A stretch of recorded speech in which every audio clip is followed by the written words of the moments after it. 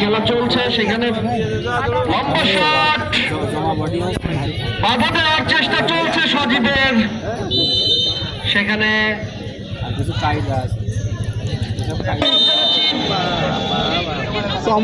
Foul হয়ে গেল। অবৈধভাবে ফাউল দেওয়ার কারণে ওই চৌকস রেফ কিন্তু মোহাম্মদ হাফিজ সাথে সাথে বাঁশি প্রয়োগ করে দিলেন। মাঠে উপস্থিত আছেন ঝিনাইদহ জেলা ফুটবল দলের অধিনায়ক কবির, উত্তর নারায়ণপুর লায়ন্স ক্লাবের পক্ষে শটটি নেওয়ার চেষ্টা করছেন।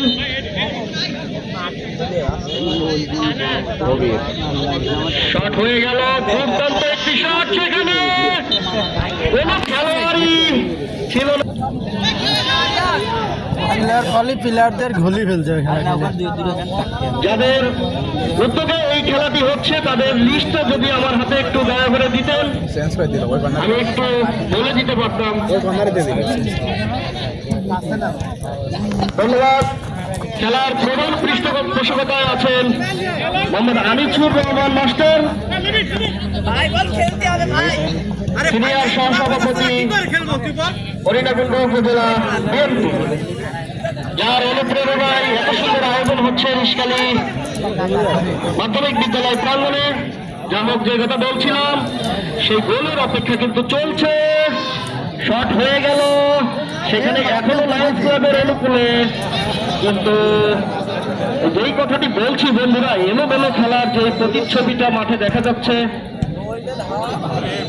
এখন আবার সরোজগঞ্জ ফুটবল দলের অনুকূলে বাবু থেকে হৃদয় থেকে আবারও হৃদয়ের অনুকূলে বল বাবু থেকে আবার সরোজগঞ্জ ফুটবল দলের অনুকূলে আউট না বলতেই অ্যাটাকিং ছিল, কিন্তু সেখানে এখনো হৃদয় থেকে আবারও এলোমেলো ভালোই সরোজগঞ্জ ফুটবল একাদশের অনুকূলে বল, সুন্দর একটি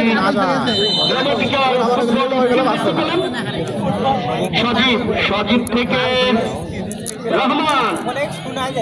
রহমান থেকে বাবুর আয়ত্তে বল সজীব থেকে হৃদয়, 11 নম্বর জার্সিধারী খেলোয়াড় হৃদয়, অনেক চৌখস খেলোয়াড়। হৃদয় থেকে সরাসরি গোলকিপারের অনুকূলে বল চলে গেল সরোজগঞ্জ ফুটবল একাদশের।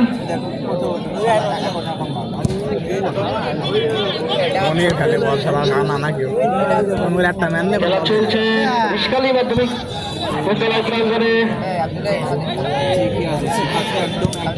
বাঘা যতীন ক্লাবের উদ্যোগে এই টুর্নামেন্টটি সফল হচ্ছে আজকে ফাইনালের মাধ্যমে।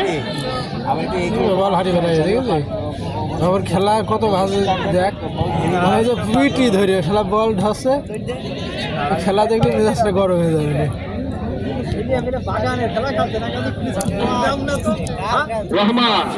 রহমানের অনুকূলে বল, রহমান থেকে হৃদয়, কিন্তু ফুটবল একাদশ অ্যাটাকিং মোডে যাওয়ার আগে সেখানে ওই চৌখস গোলকিপার ভালো প্লেয়ার আরেক থেকে আবারও কাউন্টারে, সেখান থেকে সরোজগঞ্জ এগিয়ে যাচ্ছে।